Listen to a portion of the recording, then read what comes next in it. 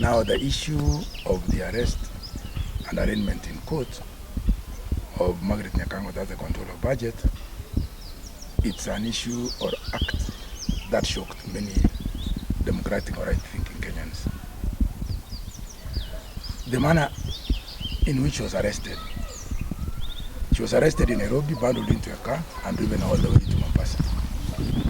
It's only hardcore criminals or those who have flight risks and those who have defied summons who can be arrested in that manner. We have not been told, or there's no explanation as to the manner in which she was arrested. This is pure harassment. The state or the state machinery is trying to silence or scare her from a strong stand that she has taken, which is something that is pursuant to a legal office, that's the control of budget, that has led to that harassment. It's on record that she has made very strong statements. She has taken a very strong position, and the position that she has taken is in defense and upholding the Constitution. She was arrested like an Al-Shabaab criminal, one who is trying to flee the Kenya-Somalia border. That is something that the community, especially the Gusii community, is not going to take lying down. We shall defend her to the last person. We shall do everything to ensure that her rights are upheld and protected. I'm specifically happy for the MP that is West Mogrango, that is Steve Mogaka, for moving to court to challenge and stay that harassment of our sister, that is Margaret Nyakang'O.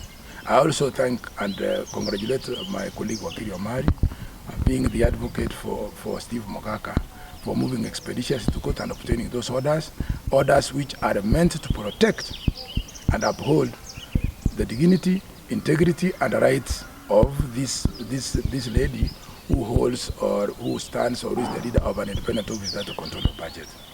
What happened is something that should not happen in this day and era. That happened during Moi's era, but with the promulgation of the 2010 Constitution, these are acts which we do not imagine can take place in this present Kenya. Even if, assuming that she indeed committed a criminal offense, we are told it's something that took place in 2016. There are ordinary procedures of an arrest of any suspect. This is somebody whom we have not been told that she defied or tried to run away from justice. She was not fleeing the country. She had to be summoned. She had to be informed that on this and that date you'll be required in Mombasa. She had to be given time to consult or inform her advocate to accompany her, so that they go there at an appropriate time, whereby the Constitution provides that each person has a right to get legal representation, to get time to prepare, even for bond and even for consultation and all that. But that manner of arrest is a clear case of impunity. That is harassment. The government is trying to scare her or threaten her or intimidate her into performing her constitutional duties. That we shall not allow as a community, as lawyers and right-thinking Kenyans who believe in democracy.